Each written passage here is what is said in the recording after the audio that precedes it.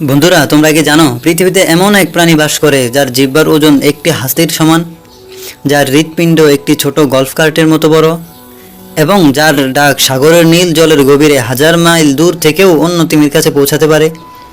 আজ আমরা জানব পৃথিবীর ইতিহাসের সবচেয়ে বড় প্রাণী নীল তিমি সম্পর্কে কিছু অবিশ্বাস্য এবং রোমাঞ্চকর তথ্য। নীল তিমি কেবল আজকের দিনের নয়, বরং পৃথিবীর ইতিহাসে আজ পর্যন্ত আসা সব প্রাণীর চেয়ে বড়।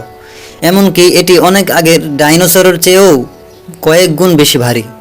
একটি পূর্ণবয়স্ক নীল তিমির দৈর্ঘ্য প্রায় 80 থেকে 100 ফুট পর্যন্ত হতে পারে। এর ওজন কত জানেন? প্রায় 190 থেকে 200 টন। ভাবুন তো, প্রায় 33টি বড় হাতির সমান ওজন একটি মাত্র প্রাণীর। সবচেয়ে অবাক করা বিষয় হলো এর হৃৎপিণ্ড। এর ওজন প্রায় 180 থেকে 200 কেজি। যদিও এটি সাধারণ গাড়ির সমান নয়, তবে এটি একটি বড় বাম্পার কার বা গল্ফ কার এর সমান। এর রক্তনালীগুলো এতই চওড়া যে একটি ছোট শিশু সহজেই তার ভিতর দিয়ে সাঁতরে যেতে পারবে। আর এর হৃদস্পন্দন, যখন তারা সাগরের গভীরে ডুব দেয় তখন এদের হৃৎপিণ্ড প্রতি মিনিটে মাত্র 2 থেকে 5 বার স্পন্দিত হয়, যা বেঁচে থাকার এক অদ্ভুত কৌশল। নীল তিমি পৃথিবীর সবচেয়ে জোরে শব্দ করা প্রাণীদের মধ্যে একটি। তারা এক ধরনের গুঞ্জন বা শীষের মতো শব্দ করে, যার জোর 188 ডেসিবেল পর্যন্ত হতে পারে, যা একটি জেট ইঞ্জিনের শব্দের চেয়েও বেশি। এই শব্দ পানির নিচে কয়েক হাজার কিলোমিটার দূর পর্যন্ত যেতে পারে। নীল তিমির এই ডাক অন্য তিমিরা 1000 মাইল দূর থেকেও শুনতে পায় এবং এর মাধ্যমে তারা নিজেদের মধ্যে যোগাযোগ রাখে। এত বড় শরীর নিয়ে নীল তিমি কি খায়? ভাবলে অবাক হবেন। বিশাল এই প্রাণীটি মূলত সমুদ্রের খুবই ছোট এক প্রাণীর উপর বেঁচে থাকে, যাকে বলা হয় ক্রিল। এটি অনেকটা ছোট চিংড়ির মতো। নীল তিমির দাঁত নেই, তার বদলে মুখের উপরের পাটিতে চিরুনির মতো বেইলেন প্লেট থাকে। একটি পূর্ণবয়স্ক নীল তিমি প্রতিদিন প্রায় 4 টন বা 40 লক্ষ ক্রিল খেয়ে ফেলে।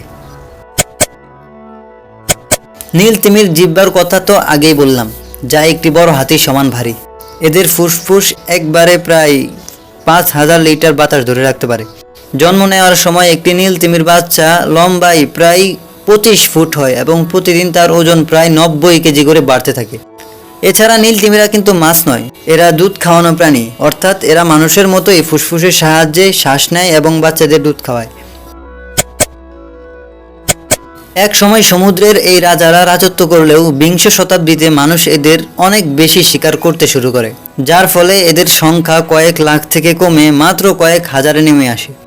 বর্তমানে নীল তিমি একটি বিপদে থাকা প্রাণী।